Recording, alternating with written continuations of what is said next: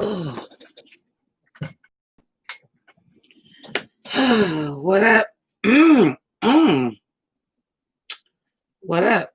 Pink Lady Seabirds, just happy watchers of my name is Jimmi Pynk. I don't think y'all understand how damn cold it is. Well, yeah, y'all do, because I ain't outside. Hey, 1993, because I ain't outside. Did I make this shit public? Oh, no, don't love the setup. The setup is bad.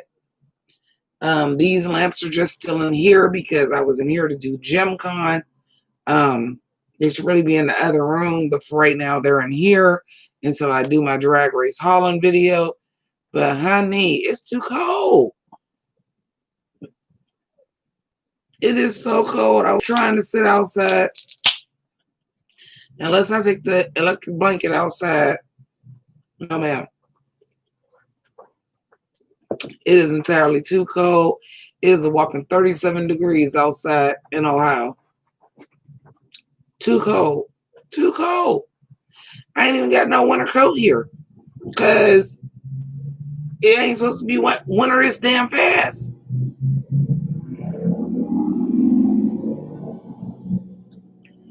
Did I hear about RGB? Of course I did.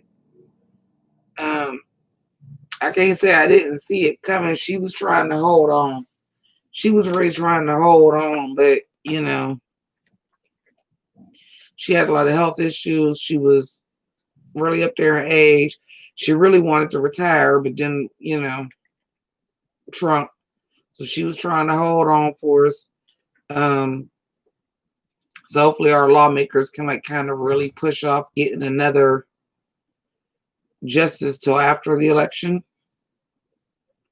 And then hopefully the right people get elected, because honey, oh honey,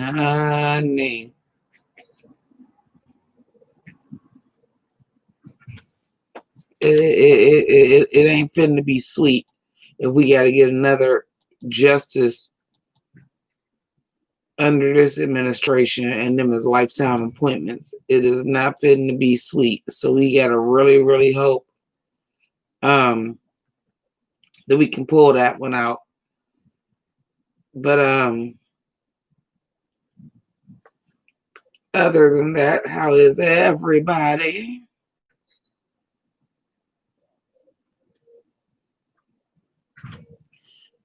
It's so cold. Oh my God. It's so cold.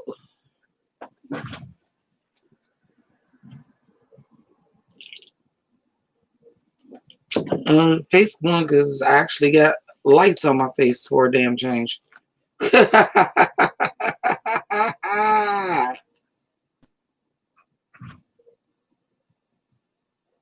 Oh yeah, Izzy, I forgot you somewhere else. Hi Izzy, I'm gonna say for bed. Girl, it ain't even 9 o'clock yet. Well, on the East Coast it ain't.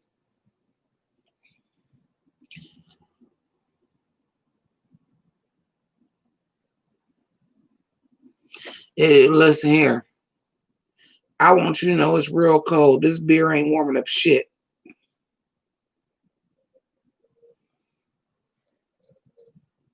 The beer is not warming up shit. And the room that I sleep in is perpetually damn cold. It ain't warming up shit. You see, I ain't took this damn hat off yet. And I actually did the wig with baby hair and everything. And then was like, well, that ain't gonna work. No, ma'am. And I'm still drinking, so at some point I'm still going to go outside and smoke a cigarette.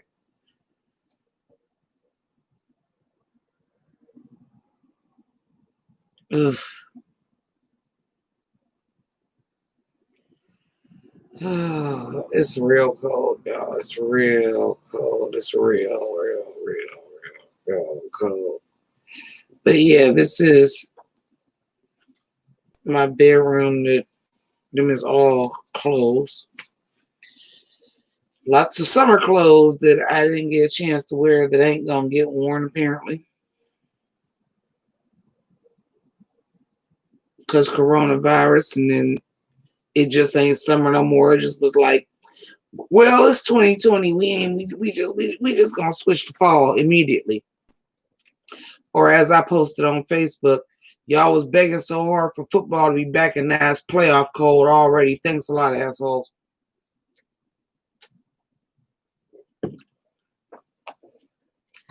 Hey, Siobhan.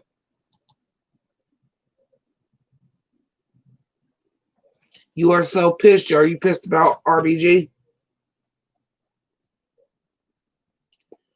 Or what you pissed about? Oh, winter is going to be a bitch this year. Of course it is, since I can't be inside my house and smoke.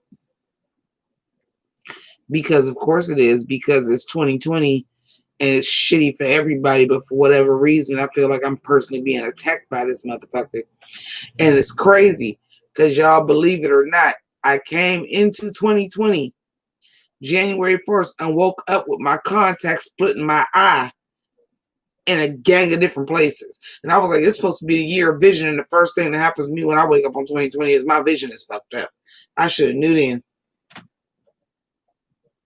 Have I been watching Lovecraft Country? No.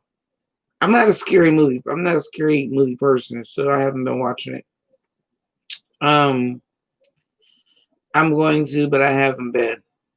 Hey, Cece.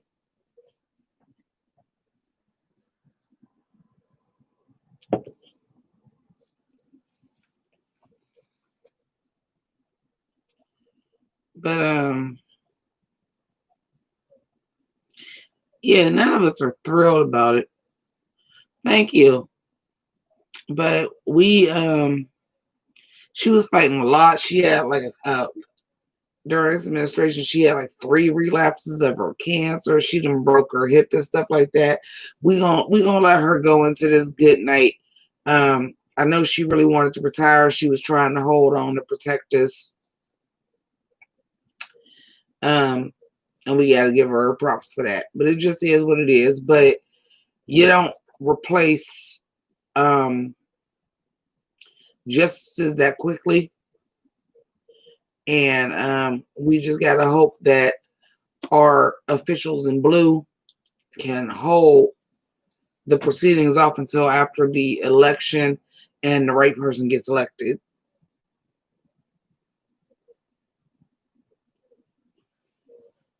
Because if we gotta have another goddamn justice under this, God help us all. But she tried. She fought for us as long as she could. It sucks. It don't have the same impact for me. It's say like a Chadwick Boseman or a Kobe or a Lady Red or a Chi Devane, because she was up there in age and she got her flowers and she had the documentary and everything. She was holding on for us.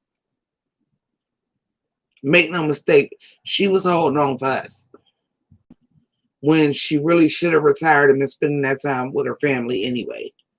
So I can't say that I'm too broken up about this one. She was courageous and strong enough when she really probably should have retired to hold out this long to protect us. So we got to give her flowers. She held on to it, but when God blow that trumpet, blow Gabriel, go, you got to go. So this one is not hitting me as hard as like some of the other deaths. Because she really should have had her last couple of years and months with her family, and she was really just holding on for us, trying to protect us. So God bless and rest in peace. Yeah. You know, she was up in age. She wasn't in great health. Those ones are a little bit easier because it's like, whoa. I mean, I've seen it coming. She held on as long as she could. Because, in fact, if I'm not mistaken, I think she had announced she was going to retire. And then somebody else did. And then they got Brett Kavanaugh. And she was like, well, I guess not. She did that for us. So, you know. when she could have took that time and recovered and spent her last couple of years with her family. She stayed in that office to try to protect us. So this buzz for you, Mrs. Ginsburg. We appreciate you. We appreciate everything you did. We appreciate you as a pioneer. We appreciate you as a patriot. We appreciate you as a Supreme Court justice. We know you tried to hold on, but we're going to go ahead and let you go into that good night, because you fought a valiant fight. And that was like the least selfish thing you could do, is to be that ill and going through cancer and all that stuff at an advanced age. And when you could have been selfish and said, you know what, I'm not going to be here anyway. I'm going to take this time off, go ahead and let y'all place it, whatever the fuck, and be with my family. You decided not to do that. That's courage and grace under fire. Yeah. Hey, Marco, Phil, thank you. Okay, bye, Cece. That's courage and grace under fire. So we're gonna let her go on into that good night. God bless. Godspeed. Prayers for your family. It's hard to lose a loved one, but I can't say I didn't see it coming.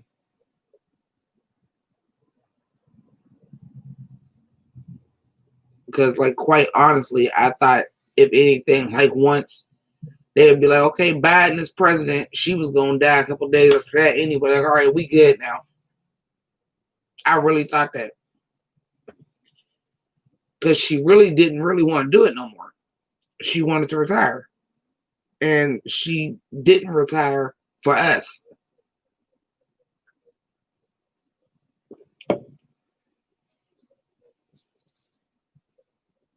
And that's a blessing for somebody to actually take their responsibility as a public servant that seriously.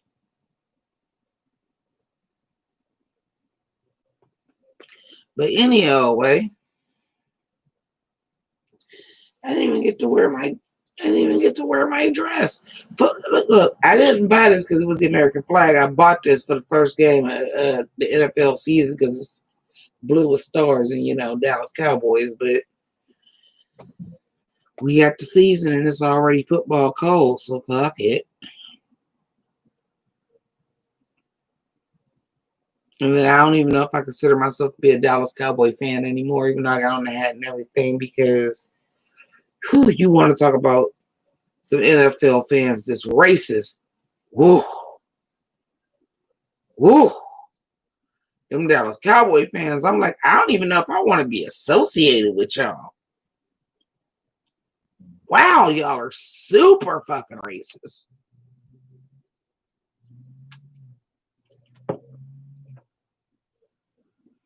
Here you go, Drag Race Holland. Don't start that shit.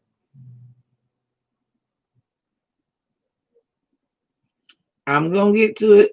I had on blue again today because I was gonna do it, and then I was gonna do it instead of going live. To be honest with you, I just wanted to get a little bit buttered first, but it was too cold for me to just sit on the porch and drink and smoke cigarettes like I usually do. It's too cold.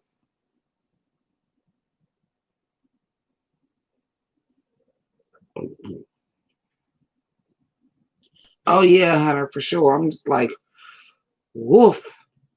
Do I even want to be a Dallas Cowboy fan anymore? Like, I'm just like, I still root for the team, but to consider myself and say I'm a Cowboys fan, I think the Cowboys fans, probably the Cowboys fans and the Patriots fans, is the worst. Like, just racist as hell.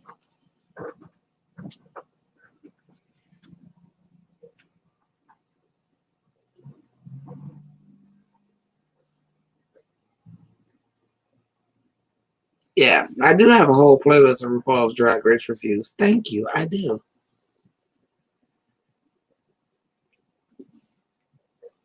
I do. Now, what I will say is, I was just like, what is up with y'all finally decided to do American and do red, white, and blue, and now I keep seeing all these damn promos. It's red, white, and blue. It's is red, white, and blue. But for some strange reason, Great Britain wasn't red, white, and blue. That always blew my mind. The Drag Race UK wasn't red, white, and blue, but Holland is. In Canada, it was, well, the judges was red and white. The background was red and white, but I guess it was like a Queen of the North thing, so a lot of them had on blue with that red and white background. I'm like, okay, I'm kind of over the red, white, and blue now.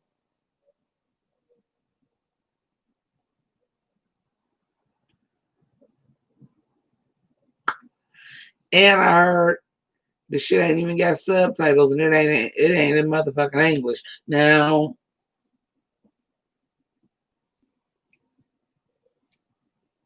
far be it from me, and I've also noticed that this angle is very bad for my double chin, and wearing the scarf is very bad for my double chin. It makes it very pronounced. But ever since I had the surgery, there's some swelling under here that makes it worse too. Like, I'm just like, oh, this is always feel like it's a little swollen under here, but because my vision is that poor, it's hard for me to watch something and read subtitles at the same time because my vision is just not that great, and I have to do this. So we'll see. We'll see. But I still gotta catch up on Canada. I'm getting to it. Let me live. The more I come on here and tell y'all 2020 is whooping my ass, the more and more y'all ask me about some damn drag race. I'm like, must I explain this to y'all every goddamn time I come live? But then YouTubers got way more subscribers and way more patrons and make way more money, can take 4-month hiatuses with no explanation. Y'all don't say shit. I don't understand it. Oh, the reason why I say English, this is the truth. Okay, let me explain to y'all. Y'all know, like, I'm just a pop culture sponge, and so a lot of my slang comes from movies and shit, even if it's like an obscure reference. Because one of my new phrases that I noticed that I only say to myself, I don't think I've ever said it out loud yet or on live, but I say it to myself a lot. Well, that was an exercise in futility. I don't even know where that came from. But I say it all the time. Well, that was an exercise in futility. When some shit don't go my way and I try to do something, well, that was an exercise in futility. But why I say they don't even speak motherfucking English. Where I got that from was Great Balls of Fire. The movie, the Jerry Lee Lewis story, Great Balls of Fire. That was always laid me out. That he said that. He didn't say they don't even speak English. But he said something about that English, because he had like a country accent and he always said like English. And ever since then, he must have said it. He had to have said they don't even speak motherfucking English. Because I say it all the time. And I know that's what movie I got it from. Is Great Balls of Fire. Because I've been saying it for a couple decades. They don't even speak motherfucking English. And that's where I got that from. So that came from Great Balls of Fire, the Jerry Lee Lewis story. And they don't even speak motherfucking English. And I say it all the time. With the English.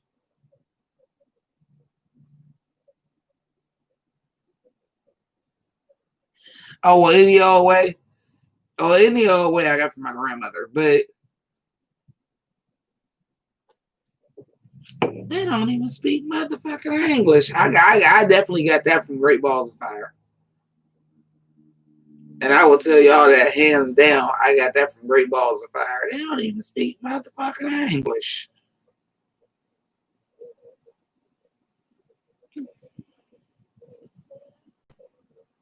Oh.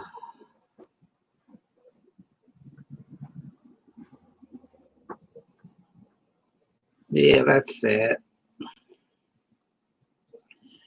That's it. Everybody keeps saying 2020 need to end. No. 2020 don't need to end. We need this election to happen to get the Syracuse Orangemen the fuck up out of here. We need that to happen in 2020. We need all this bullshit to happen in 2020 to a head for everybody to realize to get this motherfucker out. Once that happens, then we'll be all right. We'll be all right. Got it. I ain't gonna say to make 2020 worth it, but now we can't just skip to 2021. We got to have this election now.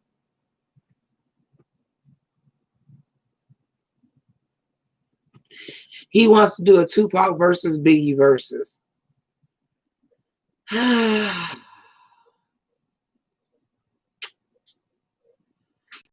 I like the dynamic of verses that the artists speak and tell their stories about. I like the dynamic they tell their stories and they speak with each other. Matter of fact, when I get up with you guys, I might try to find the since I can't sit outside like I usually do, because it's gonna be too cold. Unless I take the electric blanket outside. But I think that I might go ahead and watch Patty versus Gladys. But I do actually prefer watching the verses in real time with everybody else because it makes me feel like I'm a part of history. And that was a big one, but I was at a wedding reception and we couldn't do that. Well, I couldn't do that because I was at a wedding reception and I was a bridesmaid, so there's that. I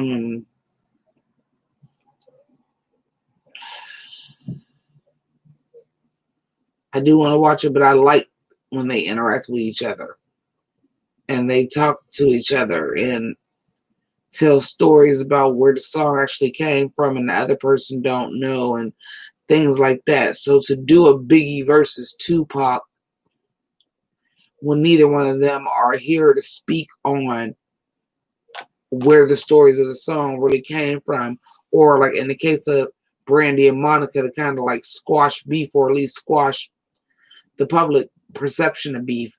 I don't know if I want to see that. I feel like any DJ in the world can just play Biggie versus Tupac, and that would be Biggie versus Tupac. You can, any DJ, and a lot of them have done like lunchtime mixes or the Friday Drive at 5 mixes where it's just Biggie and Tupac. I don't think I want to see a versus on that. Not when they're not here to speak to each other. I don't think I want to see a versus of that. And that's why you had Gladys Knight versus Patti LaBelle, because we all know the real versus was Aretha versus Patti. You want them to be there so they can speak on it. I don't think that I would enjoy a Biggie versus Tupac versus without them being able to speak. Because again, like one of my favorite verses was just the whole camaraderie of Jill Scott versus Erykah Badu. The whole camaraderie of Lil Jon versus, because a lot of people, they do verses and the verses do match, but these people are friends. Like the Jadakiss and Fabulous, like that was fun because they were friends. Lil Jon versus T-Pain was fun because they were friends. Brandy and Monica was interesting because we had always pitted them against each other and they kind of were against each other. And as grown women, now they're speaking about that stuff. The love, just the love fest and giving each other flowers, even though I never thought that was an actual appropriate matchup, but just the absolute love fest and support that DMX and Snoop Dogg was giving each other. And the stories behind like how they came up with the stories. That's my favorite part of verses. It's really that of verses. It's really the camaraderie of these two artists that we completely respect. So for it to be a Biggie and Tupac when they're not here, I mean, I can do Biggie versus Tupac here on YouTube by just putting together a YouTube playlist and do Biggie versus Tupac without them being here to speak on their songs and what was the inspiration on the song and them to talk about and squash their beef, which now they would be older more wise men if they were alive and can really talk about like how foolish some of the beef was and things like that. There's no point in it being a versus. They're not here. Does that make any sense? Did I over explain that? Does that make any sense?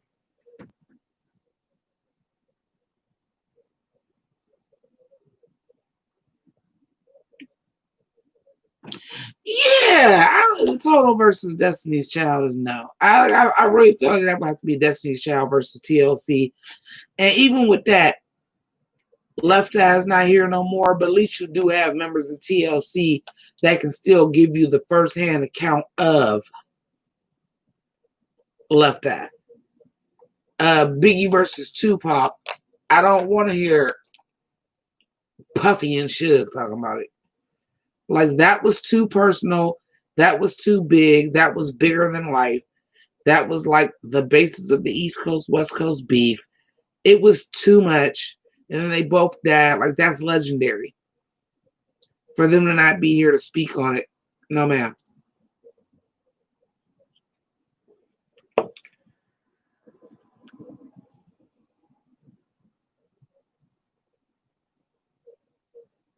Yeah, 1993, and we wouldn't have known about that. So how do you have a Biggie versus Tupac and we don't get those stories?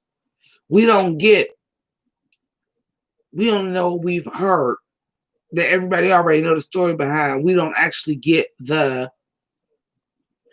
this is why I felt like y'all set me up to get shot.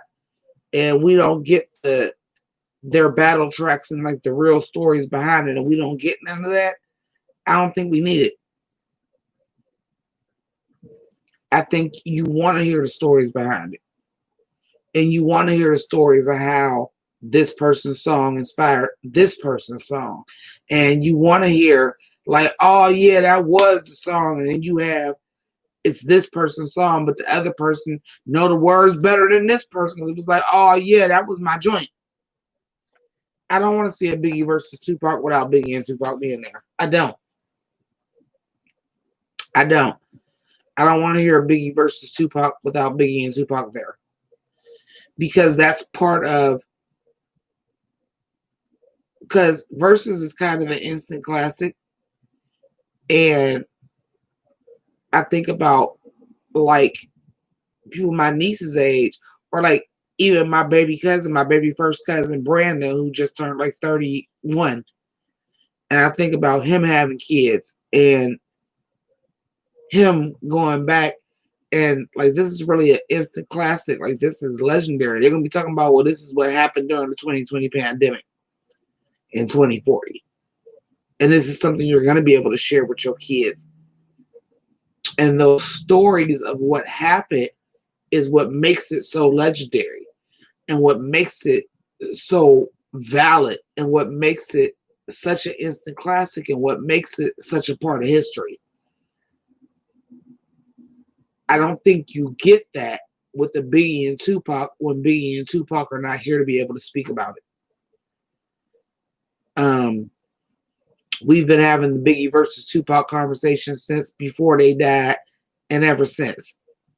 We don't need a versus without them sitting down face to face and telling the stories. It's an exercise in futility. Boom! Brought it back. Told y'all that's something I say all the time. That's an exercise in futility. We don't need a versus.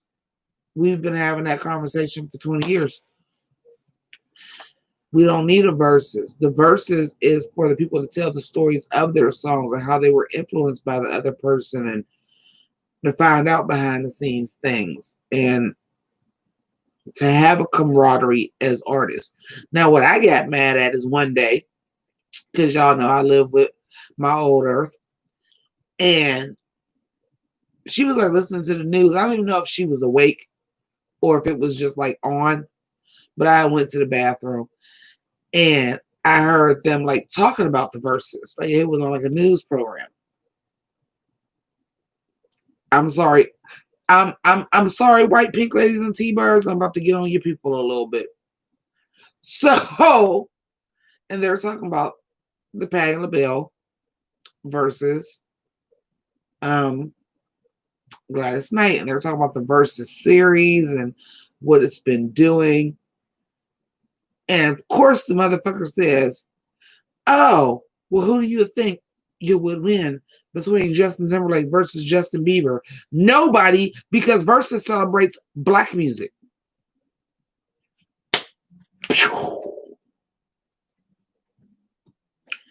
The first people you say is Justin Timberlake versus Justin Bieber.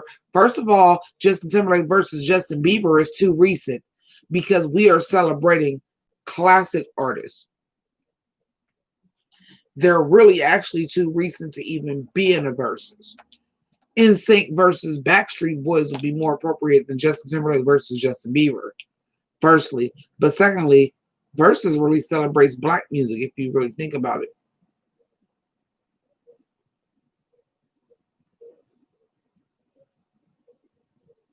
And your first thing that you went to about a versus was, well, who would win, Justin Timberlake versus Justin Bieber? Sit your ass down and shut the fuck up. Sorry, Mom, you're going to hear me swear a lot because I'm upstairs on the house side. Sit the fuck down and shut the fuck up. Versus celebrates black music. Now, I'm not going to say eventually that there wouldn't be a versus because I'm quite sure if they said, and it was like, hey, Dolly Parton said she won't Reba McEntire. I'm quite sure they would be down for that. I'm quite sure they would be down for that. But we haven't seen that yet. So far, it's really been celebrating black music. So why you on a news program that don't even know what versus is and hears about this, the first thing you say is who will win between Justin Timberlake and Justin Bieber, just shows how much you're not in the zeitgeist and don't even understand what versus is about.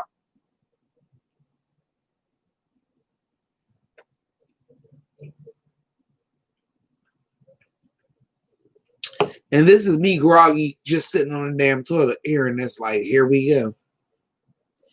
Here we go.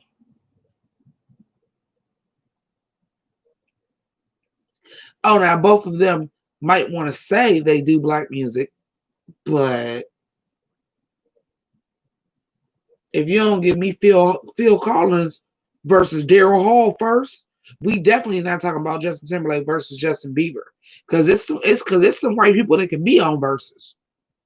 It's not going to be them first.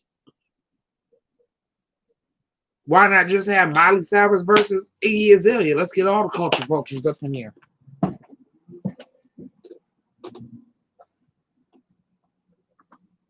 you get police bag out from? This police, I ain't seen this bag in years.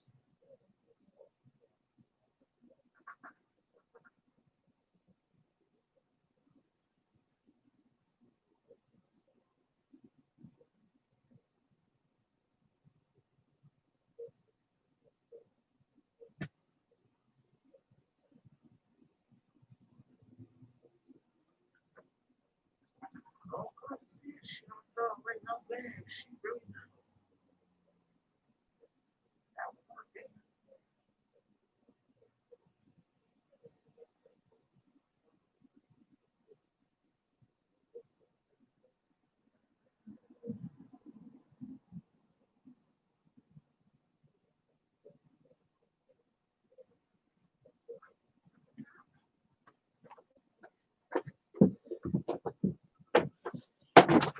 I mean, but ain't that a thing?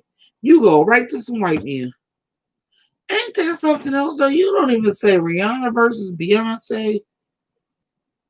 You don't even say Gaga versus Beyonce. You don't even say Madonna versus Beyonce. You go straight to two white men.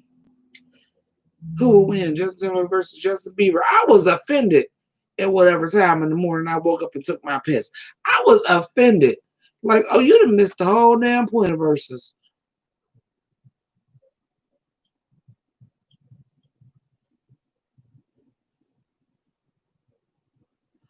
Oh, Zachary. Oh, Zachary. Oh, Zachary. Carol Baskins. Fed her husband to the tigers. He snacking. They snacking. Oh my God. I had just seen Carol Baskin's outfit and I was just like, man. Because who didn't know her first dance was going to be the Eye of the Tiger? Y'all shocked? I had to explain Carol Baskins to my mother because I was like, who in the hell put her on Dancing with the Stars? My mom don't have Netflix and I haven't brought my smart TV over yet. So she had no idea what Tiger King was. She had no idea what Tiger King was. She was like, well, who is Carol Baskins?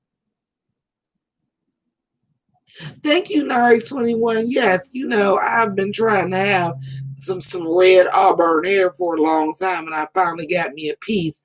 And then I actually did my hair with the baby hair and all, and then decided it wanted to be 37 degrees outside, so now I got on a hat on top of it. I heard Nelly did well.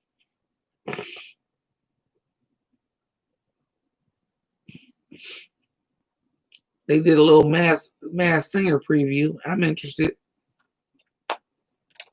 I'm real interested. More interested than I was in Dancing with the Stars. But I did see, because my mom watches Dancing with the Stars, and like I came in to talk to her, and they was giving her scores. And I said, oh, she got the lowest scores with that Tiger Circle. I told my mom, I said, they're going to have her animal print every week. She's going to have some kind of big cat print on, and the song is always going to be some cat. Next week, it'll probably be Janet Jackson, Black Cat. I didn't think it was going to be so obvious that Eye of the Tiger was going to be the very first one, but I knew she was going to get Eye of the Tiger. Katy Perry, Roar.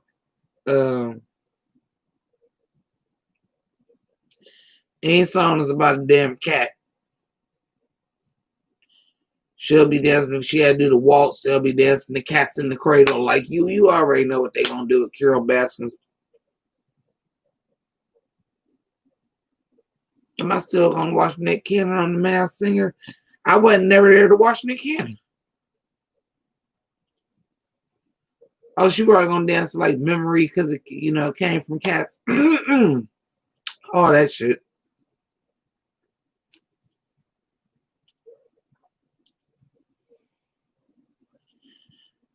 It's like, yeah, you look, since you keep pressing the issue, I still watch RuPaul's Drag Race. And I've been in agree with a whole lot of shit that RuPaul did and said. I ain't here to watch the host. I'm here to watch the contestants. Because if that was the case, I would stop watching Brooklyn Nine-Nine too.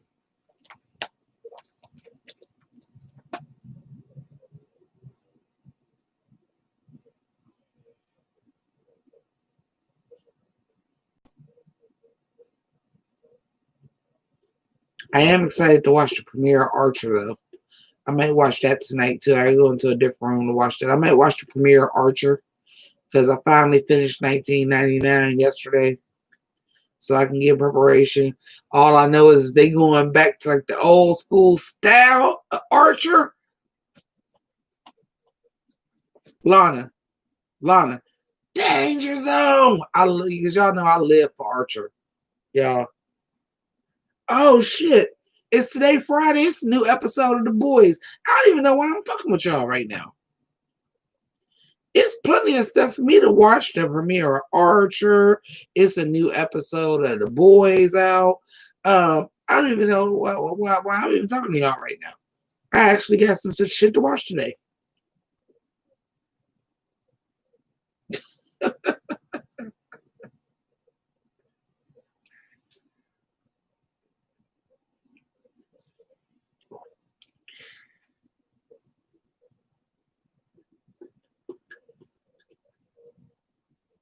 Because it sounds fun. Oh, I ain't leaving yet. This one I'm gonna try to do.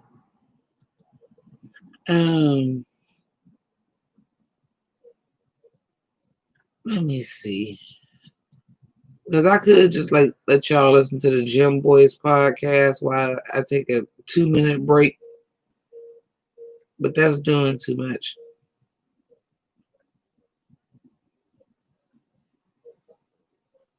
I'm kind of interested in my girl from Orphan Black being cast as She-Hulk, but I think I would believe her in anything.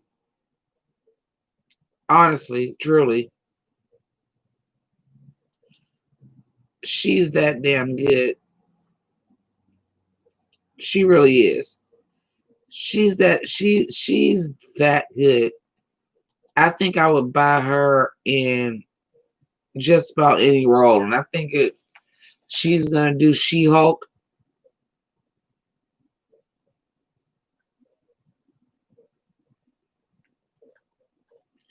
I think that's a good thing.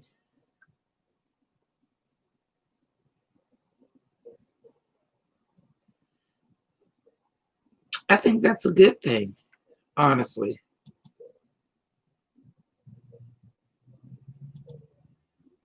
What y'all think? I think that's a good thing. I think she'd be a great She-Hulk.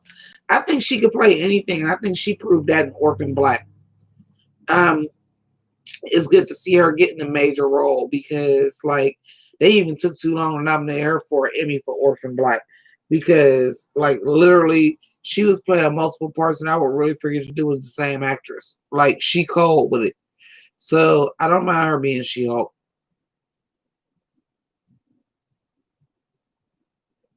Yeah, the first three winners. The winner this time will be black too. Believe that.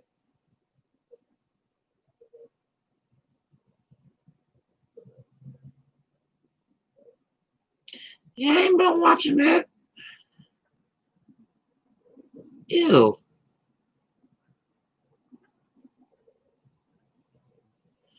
Y'all don't watch anything related to RuPaul's Drag Race. That's the difference between me and you. And I get paid to do it. And I was like, nah, I'm good.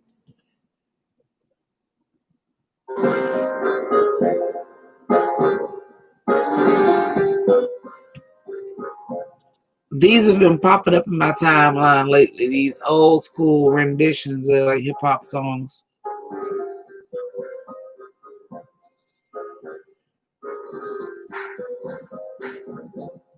I'm actually really interested. I think She-Hulk is going to be a series.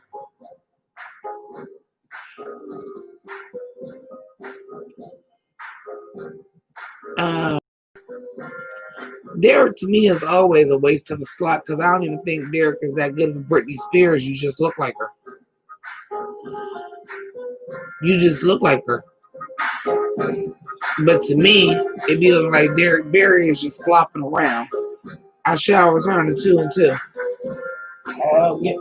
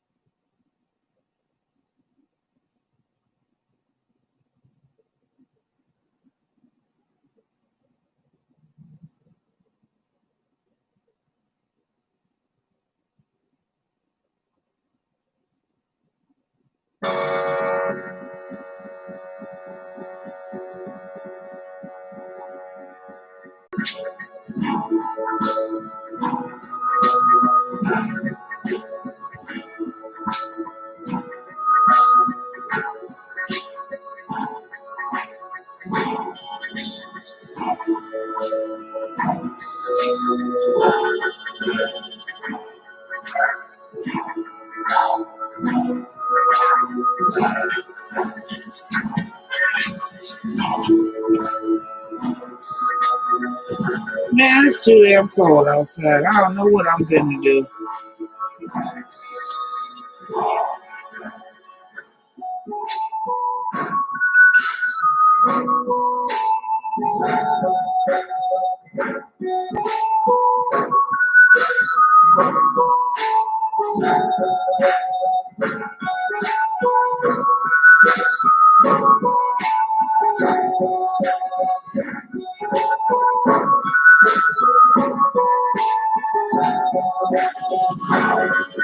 I was downstairs. I didn't know this what was playing. I'm like, they didn't say this was free.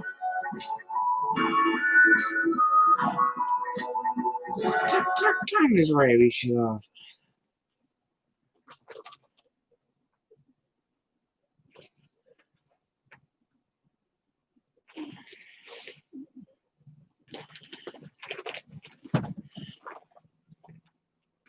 Don't disrespect my Wu-Tang like that.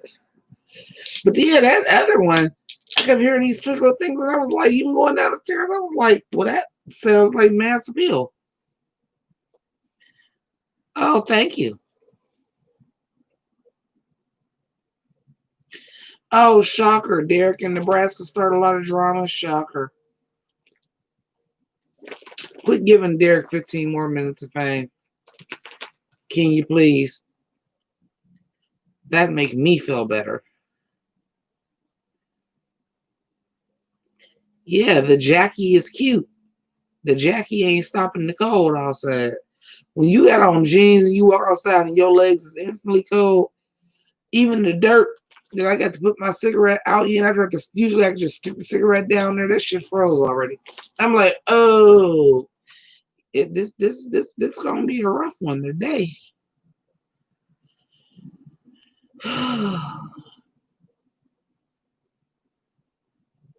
Did I watch the Steven Universe finale? I did.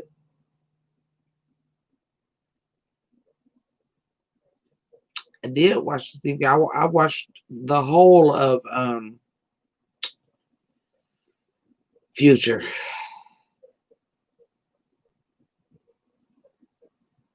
I like Lil Larmar. Lil Larmar is my favorite part. Lil Larmar, I was like, you did not wait till Future to give me this character. I loved Lil Larmar. And I didn't get enough time with Lil Larmar. Because I love Lil Larmar. I love Lil Larmar. It's the only thing that I can say I loved. I loved Lil Larmar. I was like, oh, she could have been a crystal gem. We could have been got Lil Larmar. She's adorable. But the rest of it, y'all could have kept that.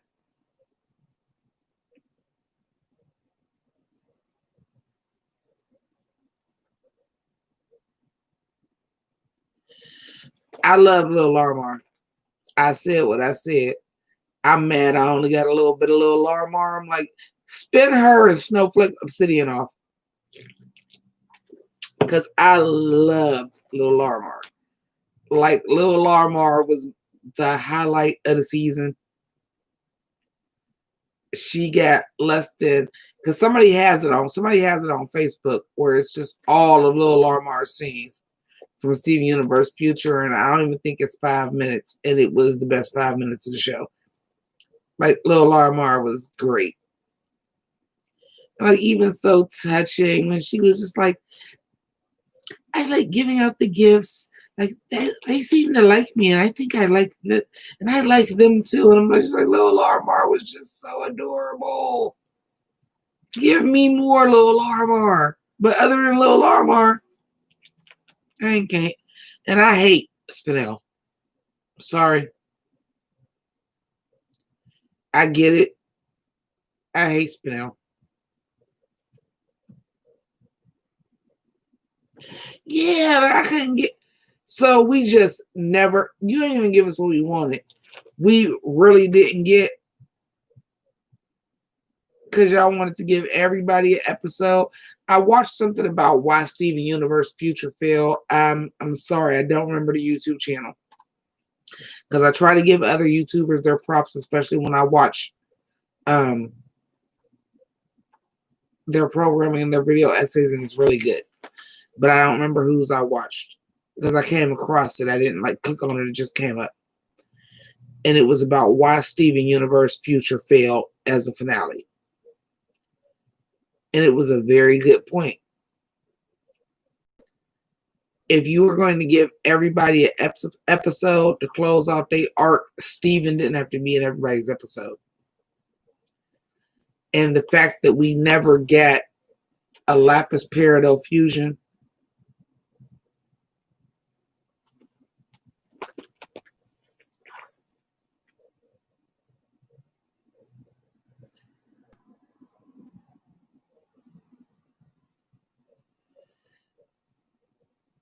Yeah, that was the fusion. That was the fusion we got. Or Pearl and Pink Pearl. That's so mentally damaged you can't even fix her face. No, what we wanted was Lapis and Peridot. And I wanted more Lil Larmar. Like, you did not just introduce the cutest character that we've ever had. Because y'all thought Spinel was cute. No, Spinel was just annoying. Lil Larmar was the best character in Steven Universe Future. It was Lil Larmar. And Lil Larmar and Snowflake Obsidian, who didn't even speak. I would have rather seen a fusion of them than Volleyball and Pink and R Pearl.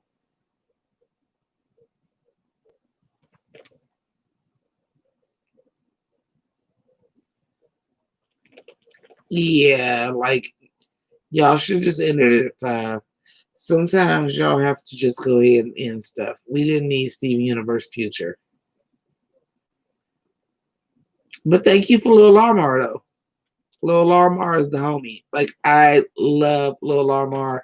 I'm like, if y'all ever reboot this series, I need Lil Larmar to be a crystal gem. I need Lil Larmar to be part of the gang. I need more Lil Larmar. But other than that, nah. Nah, that should never even had the movie. They should have ended it at the end of 5, and it should have been the finale, and that should have been done. I didn't need to see Sadie's queer, and Lars is just cool with it. No one cares. I've been over Sadie and Lars' relationship. And Steven, what did that got to do with you? And I wish I could tell you guys what video it was. And they were just saying that like every episode, like even like every episode that did give us some kind of closure with oh, why am I drawing a blank on the name? Bismuth being in the Pearl now, and Pearl finally moving on from Pink Diamond or Rose Quartz, and like actually giving Bismuth a chance. Like every storyline, Steven didn't need to be there. And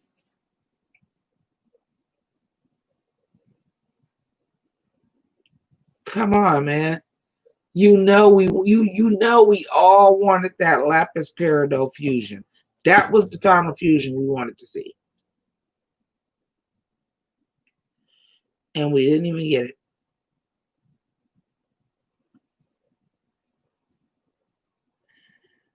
So oh, that Spinell story was fucking trash. No, I'm sorry. That Spinell storyline was ass cheeks. Sorry to tell y'all, it was not good. I did not like it. It was not good. It was unnecessary. The movie was unnecessary.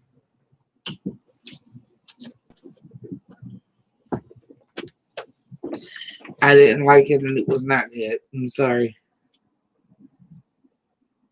Hey, Amar. Yeah, I didn't like it. I did not like it. I didn't. The movie even introducing a new character was stupid. Why are y'all introducing new characters for it to be one more season? For her to be like, oh, she reminds us of Pinks. Now we got somebody else to manipulate and dote on.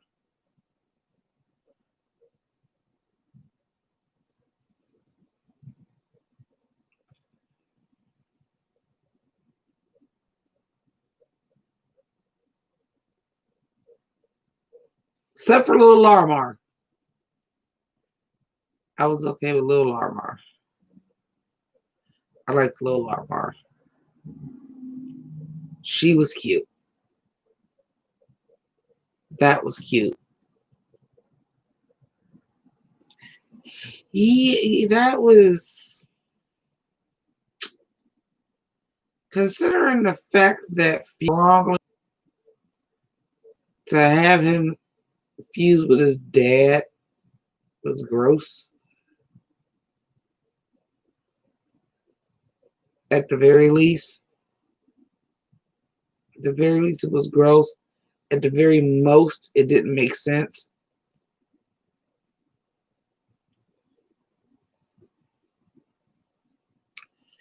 Did I like the pink diamond twist? I mean, I seen it coming a mile away. I really did. And what that did is that just assassinated everything. Because everybody was fighting for Rose. And Pearl, you was fighting that hard like that, knowing that like she just was basically just I'm gonna walk away from this. Y'all think of something else to talk about. Because that was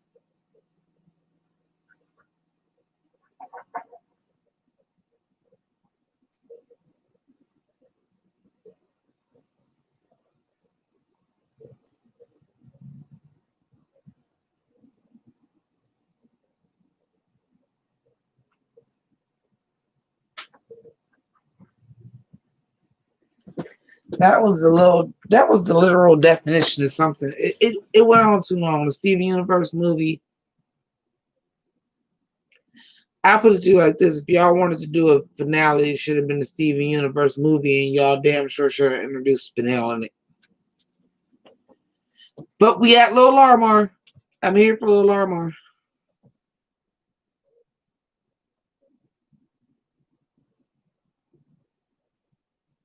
It was, first of all, screenwriting 101, series writing 101. Beware of a time jump, because if you gotta do a time jump, now sometimes a time jump works very well. I think one of the best finales in recent television history that took a time jump for a finale is Parks and Recreation. But that was something that was a logical time jump, something that we needed to see because this person, her and her husband both were, that was their goal, was to be lifelong politicians and do something bigger than just be part of the Parks and Recreation department. But they were like had this like menial government elected job.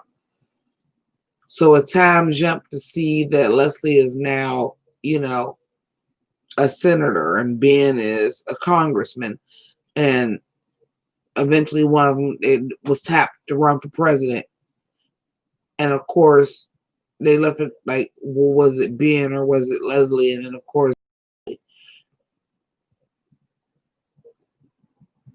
a time jump is not necessarily the enemy, but a time jump has to make sense.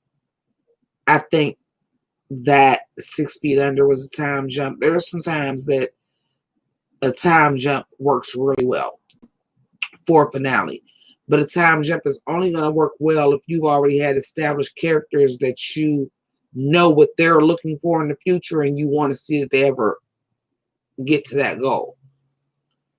And these are finales. These are not continuations. This is not like Cobra Kai or Dallas or anything like that. A time jump for a finale of a series.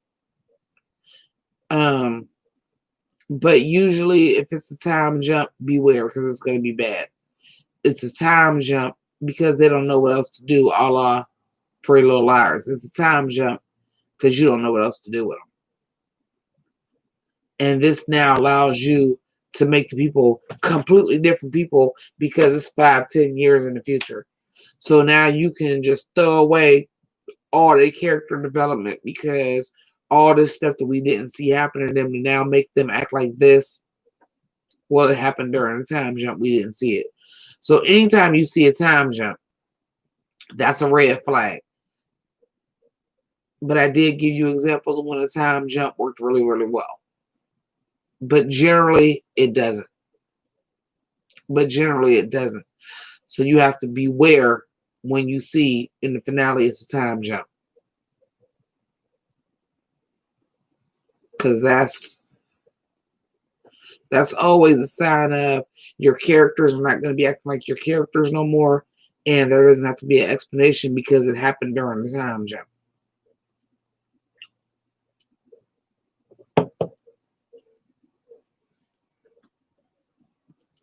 Like Pretty Little Liars. Of all the things that Allison came back to do, you really think she would have went back to school to be a teacher? After all the shit that she went through as a teenager? Oh, I don't want to work with teenagers now, ever. No. Her being a detective, yes. Her being a teacher, fuck no.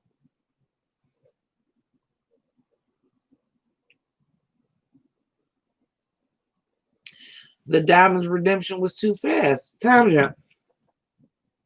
Because they got better because it's been some years.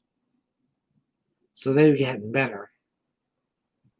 And they've completely reversed what they do with their powers now. Yeah.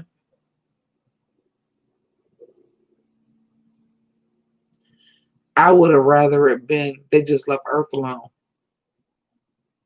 And they were still out there doing what they do.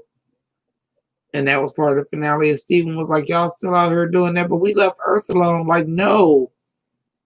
Y'all gotta do better. Like, yeah, Diamonds redeemed way too fast. Will The Simpsons ever end?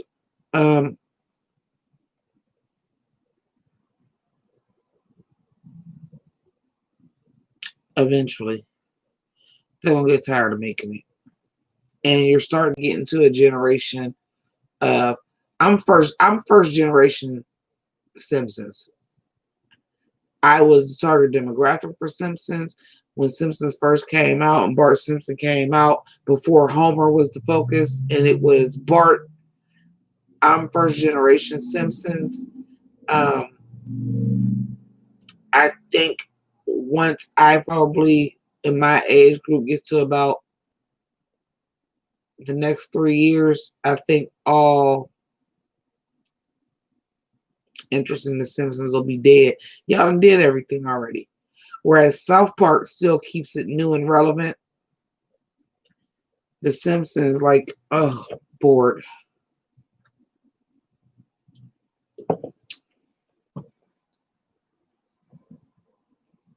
The Simpsons already need to have ended. South Park, some kind of way, Matt and Trey still make The Simpsons very relevant. South Park still very relevant because they've always been a very satirical show and they've always been a topical show that spoke on what's going on in the world. So whereas they can continue going as long as Matt and Trey don't get sloppy with it, they can go for the South Park can go forever. Matter of fact, they're about to do a coronavirus special for an hour. As long as things like that are still going on in the world, South Park can still go because they're still right on top of it. The Simpsons have been lazy for a long time.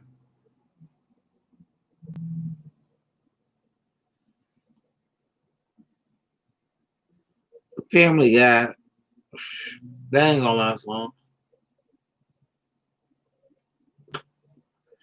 They just scared to cancel Family Guy because they didn't fucked around and canceled Family Guy twice too early.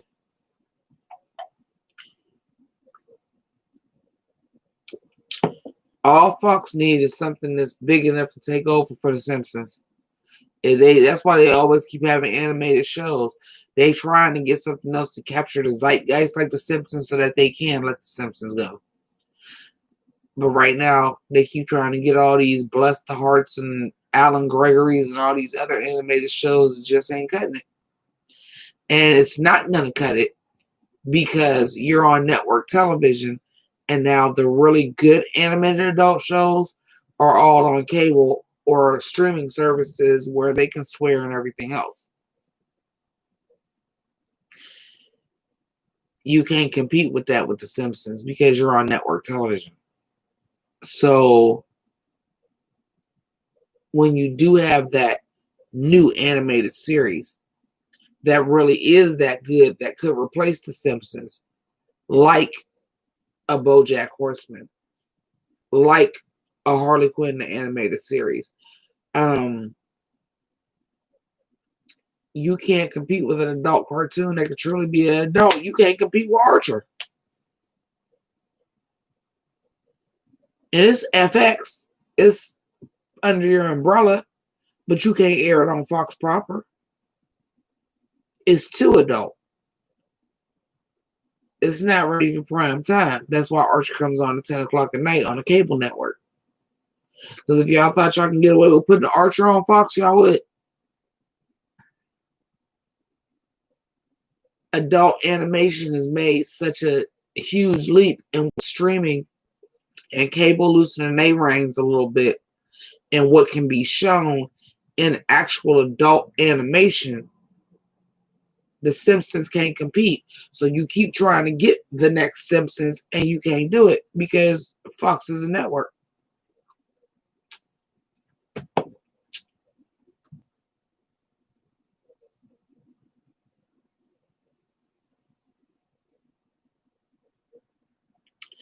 I don't even think that's what it is. I just think Family Guy is, again, and I hate this because when I watch, because I watch a lot of video essays on YouTube. It's like actually my favorite thing to watch because they're basically just short form documentaries. And in case y'all didn't know, I love documentaries.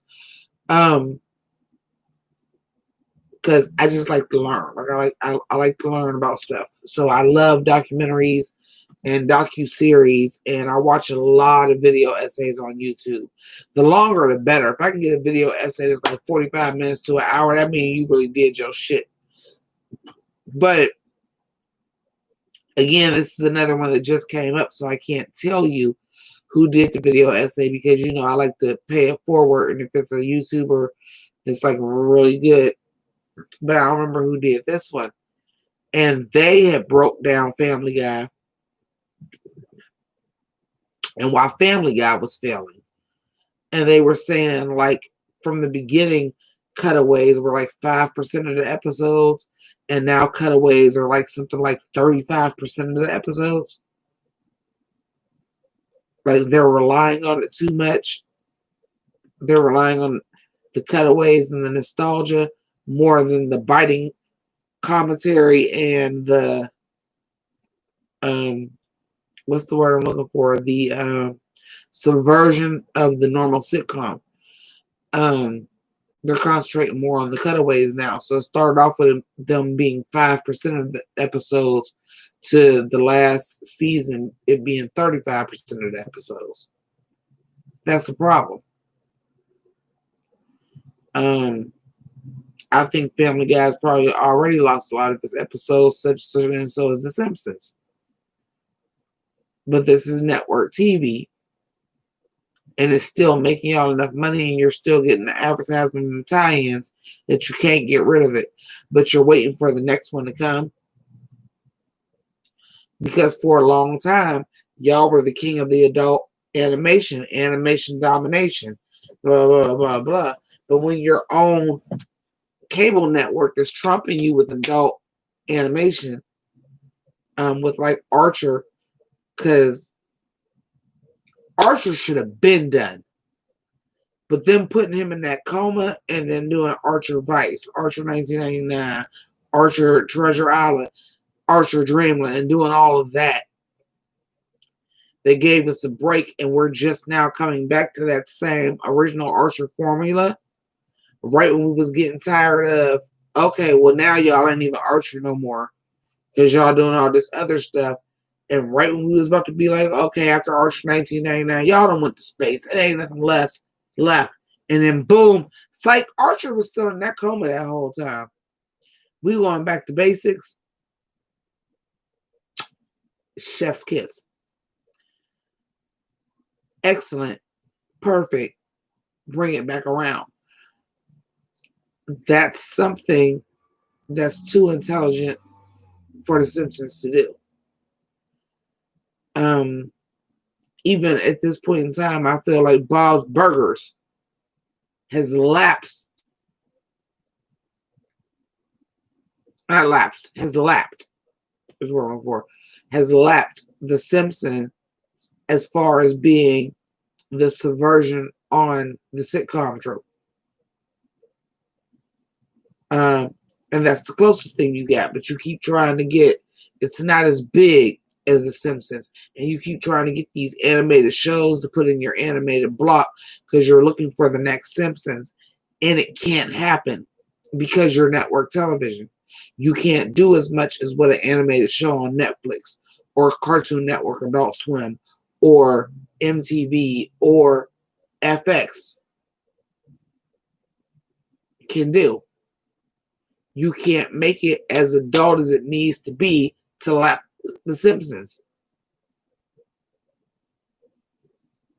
And that's just real.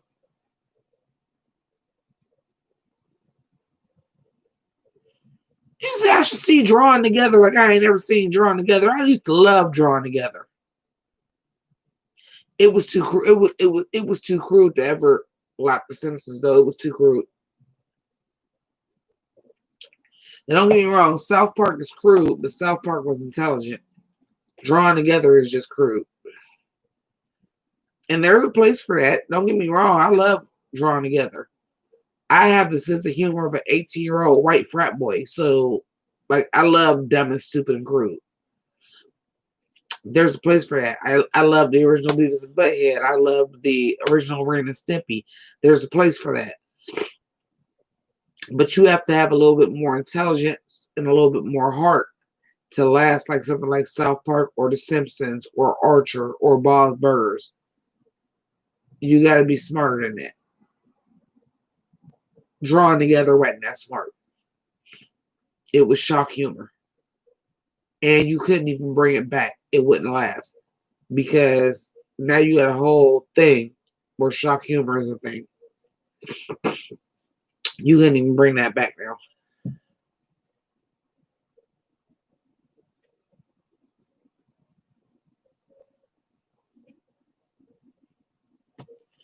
I say I should see drawing together. I'm hip to drawing together. I like animation. I always did. Like, I don't know if you noticed this. I'm kind of speaking to y'all pretty educated about this subject since we've been talking about it. I like animation. So, an adult animation is my jam. Because once upon a time, it really wasn't a thing called adult animation. And I was an adult watching cartoons since I became an adult. Keep in mind, I was watching the Powerpuff Girls at 24 years old. Yeah. Let me put that into perspective for you. I wasn't a kid when the Powerpuff Girls came out. I wasn't even a teenager. I was 24 years old. Maybe not 24, maybe about 22, 23. But I wasn't a teenager. I wasn't even a teenager when I was watching Sailor Moon, when I was watching Dragon Ball Z. I wasn't a teenager. When I was watching Toonami, I was not a teenager. I was an adult. Oh, and make no mistake, I was an adult when Adult Swim came out too. So Space Ghost Ghost Coast, The Brack Show, Harvey Birdman, Attorney at Law, I was an adult. So I was a young adult. I was just an adult, but I was an adult. I wasn't 13, 14 years old when I was watching this stuff. I like animation. I think it's a lost art form, and I would like to see more of it be hand drawn again. Because I think that it's an art form that you can do so much more with without having to rely on CGI. And you can still tell, like, Spider-Man Into the Spider-Verse is a perfect example. I don't think you could have told that story that way without it being animated. I don't think that you could have. I think that it had to be animated. I don't think the story comes out the same way with all the different styles and characters had it not been animated. And especially with it being like a multiverse, I don't think you pull it off as well if it's not animated. But I do think it's a lost art form. I would like to see more hand drawn.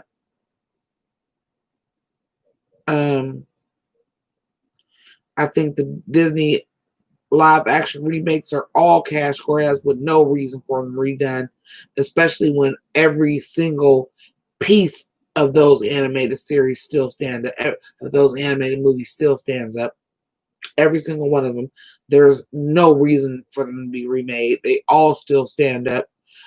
I'm a huge fan of animation. So of course, when the adult animation boom came, I was all about it. Because this is a way for me to still watch cartoons and they still engage me with stories because I am an adult now. It's only so much the Roadrunner can't get caught by Wile E. Coyote you can take as an adult. Sometimes you need that. Sometimes I do still watch the dumb ones. I still watch Snagglepuss because sometimes you do need to just cut your brain off. But also, I like animation. I still want to be engaged. Am I talking fresh to y'all? Am I going over y'all head?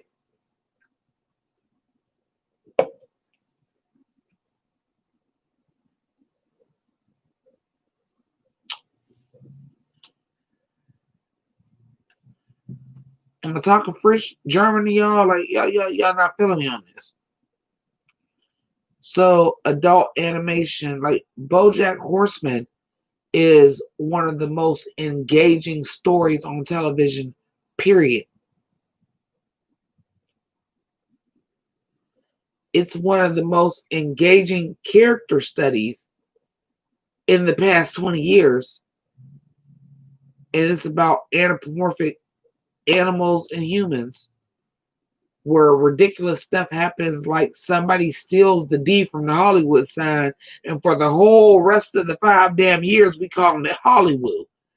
It's ridiculous, and it's something that would only happen in animation.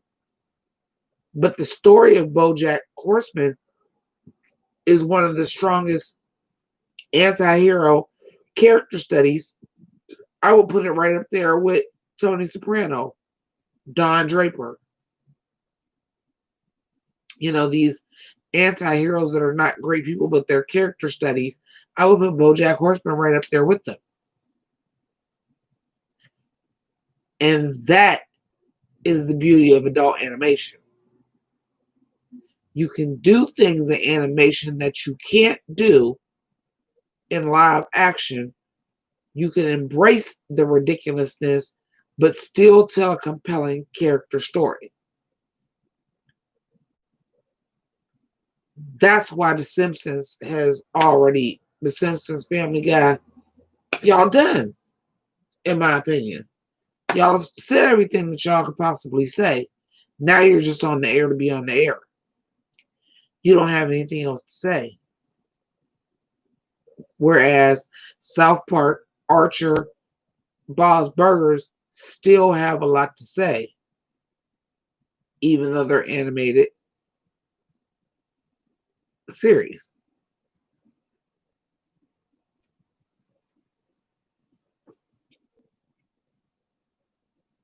How do I feel about Tekka and Birdie? I didn't like Tekka and Birdie. I tried it. I didn't love it. I'm sorry. I didn't care.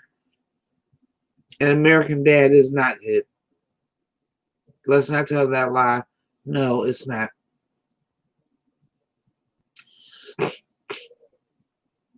Seth MacFarlane shit is old and played. It's done. He's tapped out. He's run out of ideas. It's over.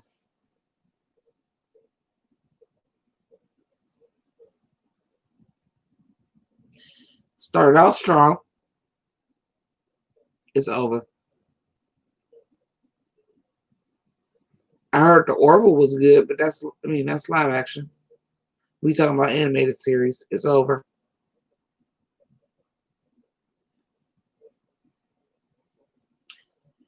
If American Dad was good, it wouldn't even left Fox. It's on TBS now. TBS can pick that up. It's not, no.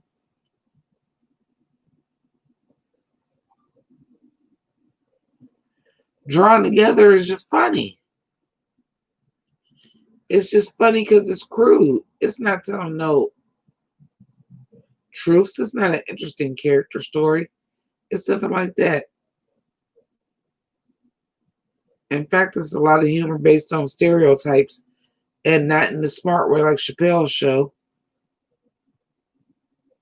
In the really questionable way like Madam Mencia.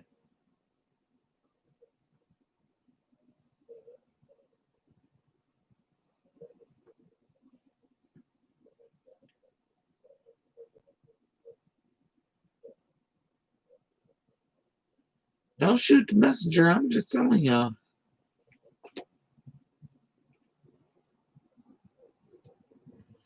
It is what it is. Don't kill me for telling y'all what it is.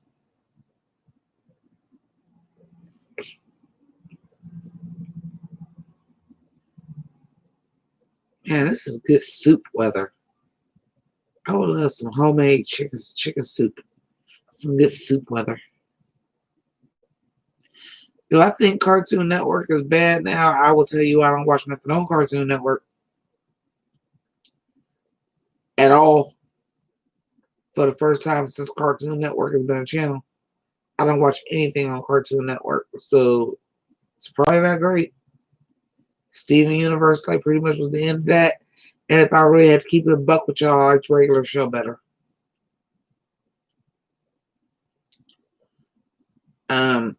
I liked regular show better than just about everything in the last 10 years on Cartoon Network.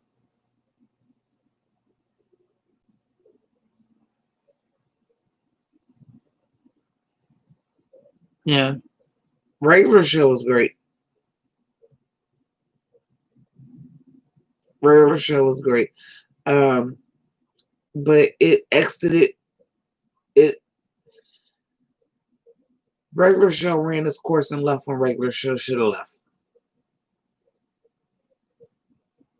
Regular show did its thing. It told a story that's something else that gave us a time jump. But we needed to see that Rigby ended up being the one that was the stable one and ended up with Eileen and everything.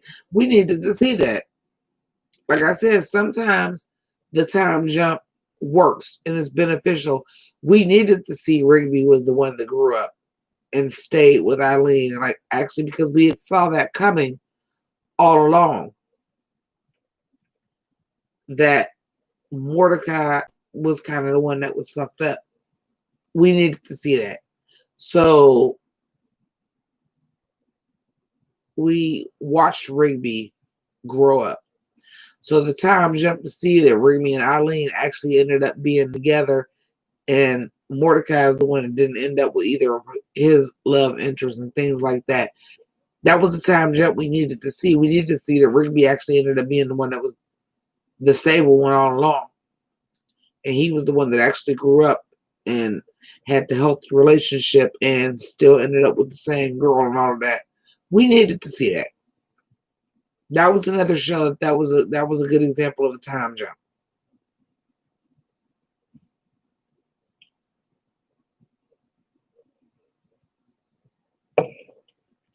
Like I said, a time jump is not always a death sentence. And if you have a good writer, sometimes you need to see that time jump. Like regular show is a great example of where a time jump really worked. Because as the show went on, we thought that Rigby was the selfish one, but we watched Rigby grow. So to see that he was the one that was like still with Eileen, and we watched him become a better person. We watched him at first not even like really liking her or whatever, or trying to perpetrate like he didn't, to grow up and actually like value that relationship, and they actually ended up being together. That's when you need those time jumps. We needed to see that. So I don't want to say it's a death sentence. I'm just saying be weary when the finale is a time jump. Because it's actually the exception and not the rule where the time jump actually works. Did I look at Flapjack or Chowder? I kind of hated Chowder. I'm not going to lie. Flapjack was cool. Again, these are cartoons that were really targeted towards kids. Once they got regular show, Adventure Time, like Cartoon Network made a conscious shift to be targeted towards a little bit of an older audience, which was still not my audience. It was still not adult, but it was something that adults could enjoy, but it was still a shift to an older age group. Flapjack and Chowder and even Gumball, um, even Teen Titans Go, those is for kids. Where regular show and Adventure Time were really more targeted towards teens, and they knew full and Steven Universe and full of hell well knew that they was gonna get adults off of it too. Oh, you want to talk about a reboot of Powerpuff Girls? Because the CW is rebooting the Powerpuff Girls. Riverdale style.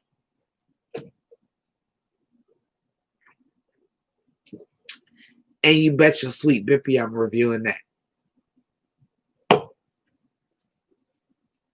Even if it's the hate watch. Because I hate the idea of you guys are going to grow up the Powerpuff Girls and make it a dark green reboot. I hate that idea. I hate it so very much. Also, knowing what Riverdale turns into, I really hate it. Katie Keene was fucking garbage. I really tried with Katie Keene because Josie went to Katie Keene and they made everybody in the Josie and the Pussycat Cannon black, even the Cabots. I tried.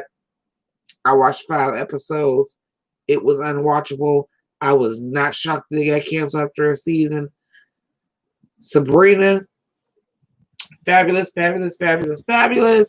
Tried to turn it into Riverdale, and as soon as y'all tried to turn it into Riverdale, it got canceled. So I don't have real high hopes for y'all trying to make a dark reboot of the Powerpuff Girls. How Riverdale is still running is beyond me.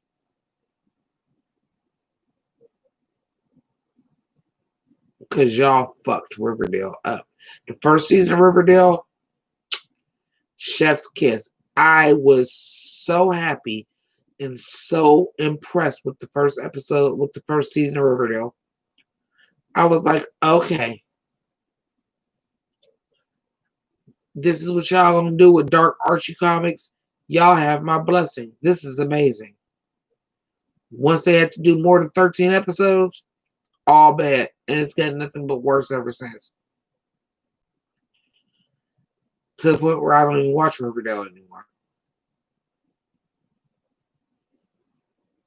This comes from a person that had all them damn Riverdale clothes. I don't even watch Riverdale no more.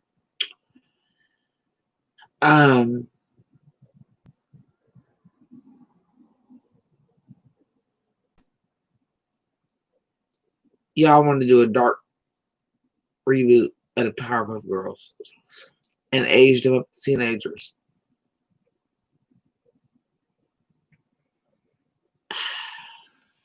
It's gonna be Charmed. I don't see how else y'all do it except for it's gonna be Charmed.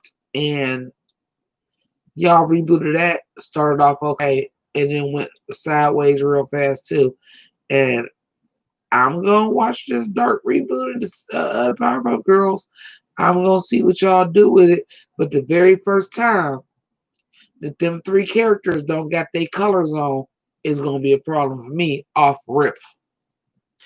The first time that Blossom ain't got on pink, Buttercup ain't got on blue. I'm sorry, Buttercup ain't got on green, and Bubbles ain't got on blue. Y'all gonna lose me right there. And they're supposed to be sisters, and they was made in the lab. So I don't know how y'all gonna do it because y'all like to switch ethnicities. They all got to be the same ethnicity. They sisters. They was getting created at the same time. Y'all can go ahead and bring in Bliss. Whenever y'all decide to do that, don't do it in the first season. Don't do it in the first season. Don't bring in Bliss in the first season.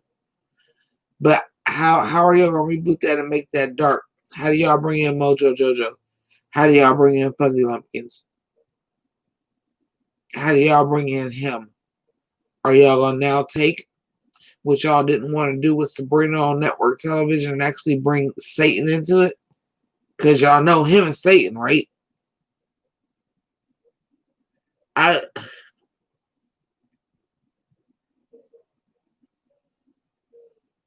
I can't see a dark, gritty reboot of the Powerpuff Girls going anyway, but Josh Trank's Fantastic Four or Riverdale. In either case, horrible.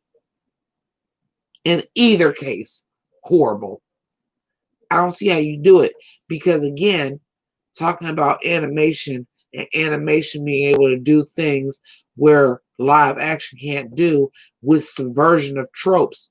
The whole thing about the Powerpuff Girls and the subversion of tropes is these was little girls in kindergarten that were superheroes.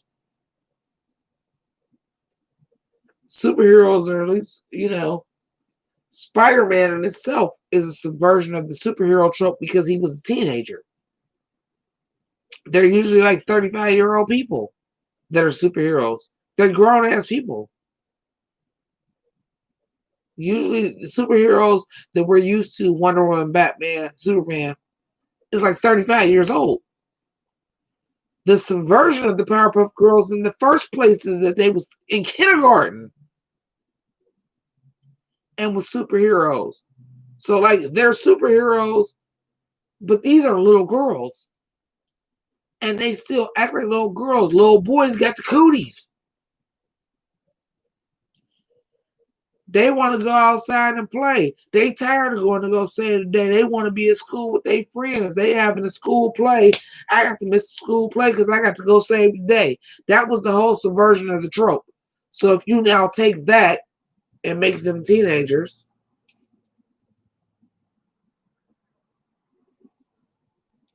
dark, gritty reboot of Powerpuff Girls, I don't know how it works.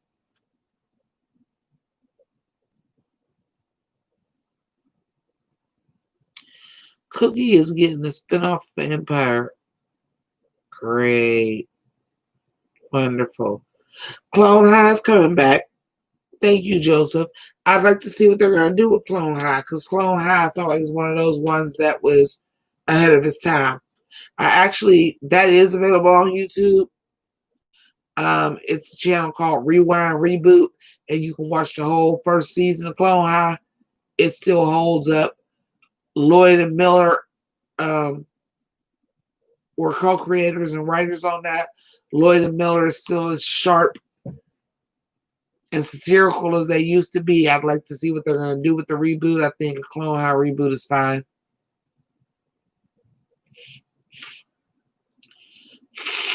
I think a Clone High reboot is fine. A Cookie spinoff of Empire sounds horrible. A dark, gritty CW reboot of the Powerpuff Girls sounds like trash.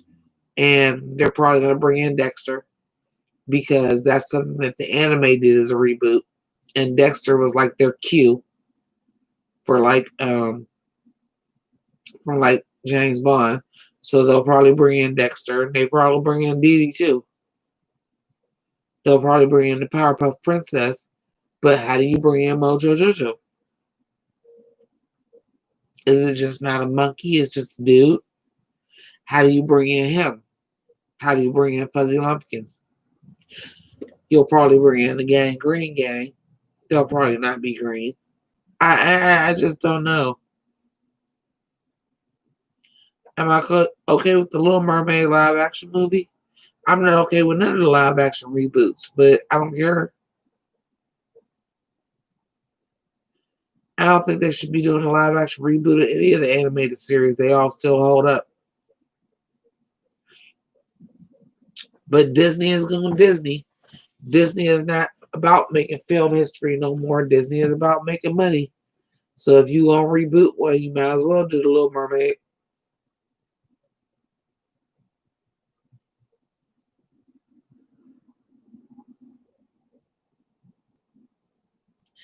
Disney is going Disney. They are not about making good, important stories. They're not about making history or breaking barriers no more. Disney is about making money. So Disney on Disney. So what is the point of being mad because they're gonna reboot something? They're gonna reboot every movie they get. As long as people keep paying to buy them. And people keep paying to watch them. Disney on Disney. They done fucked up Star Wars. You don't think they'll fuck up their own catalog?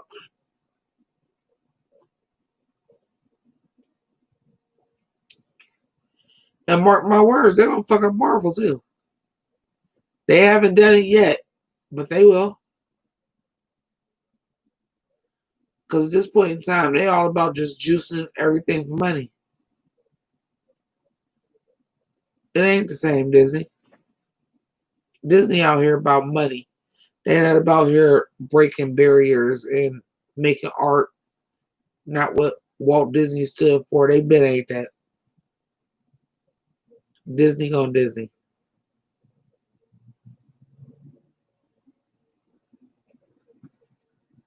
Yeah, let me get that.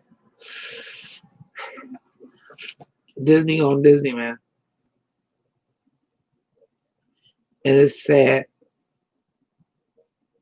because Disney used to really stand for something. Like you used to be excited for a Disney release because you might not get one for like every 3 years because they was really working on something and it was gonna be mind blowing. Disney on Disney, man. So whatever.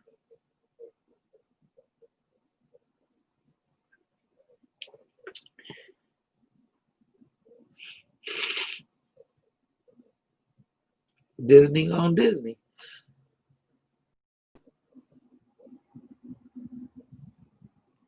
They've become the corporate shield that Walt Disney created his animated series to not his studio to not become part of. They've become the machine. Disney on Disney. So why even complain about remakes and reboots? I'm excited about the Lando Calrissian series with Donald Glover as Lando Calrissian, though, because I do think he did a really good job as Lando Calrissian. Excited about that, though.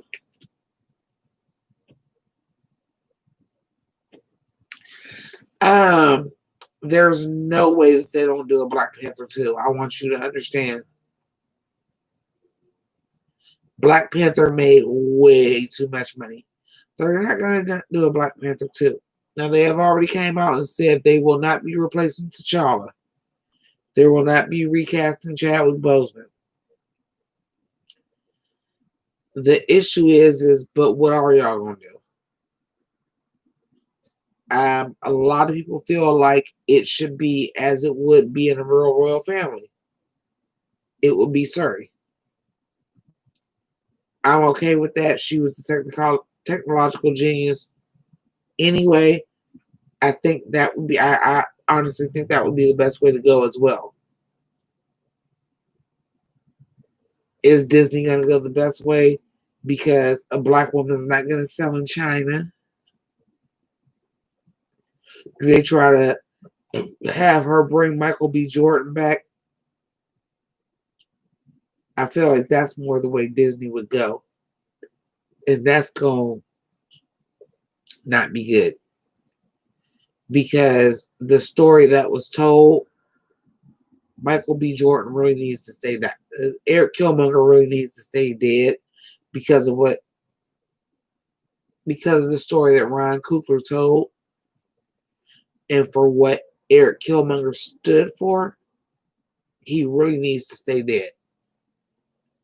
And there really doesn't need to be but Killmonger had a brother. Like, no. If somebody has to be the next Black Panther, just go ahead and do the succession, and it needs to be Surrey. I don't see another way that you do it. And it be respectful, and it still makes sense.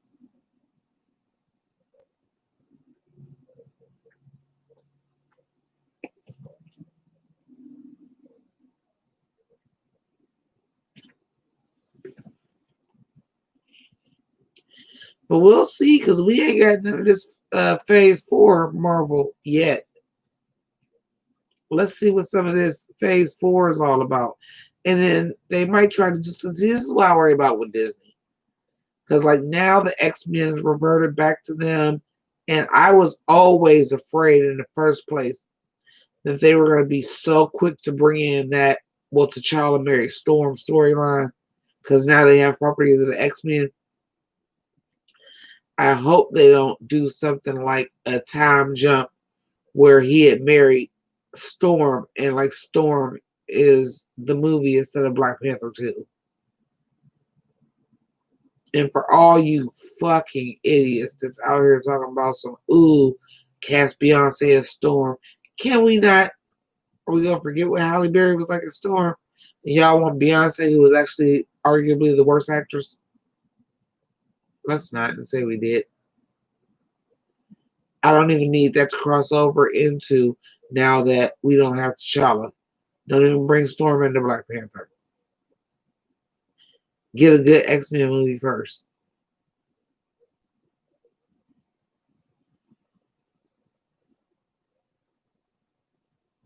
And maybe cast an African actress to play Storm so somebody can actually do her accent.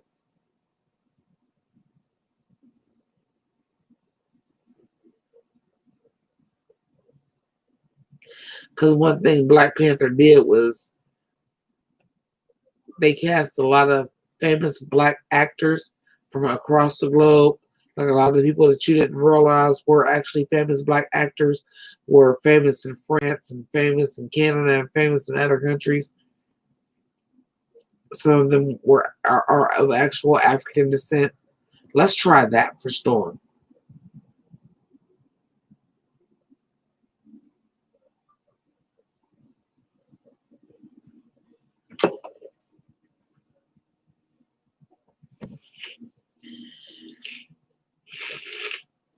All right, but that's gonna be my time because I want to get comfortable and put on my warm jammies and my electric blanket and get me some hot cocoa and cup of soup and warm up and curl up because it's that type of night.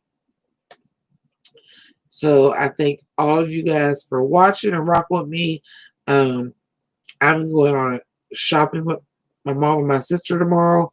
I'm gonna get Drag Race Holland, the girls done soon. Might not have on red, white, and blue because I kept putting on my red, white, and blue and then like not doing it. But we'll see. But I thank you all so much for watching. Sayonara. Deuces.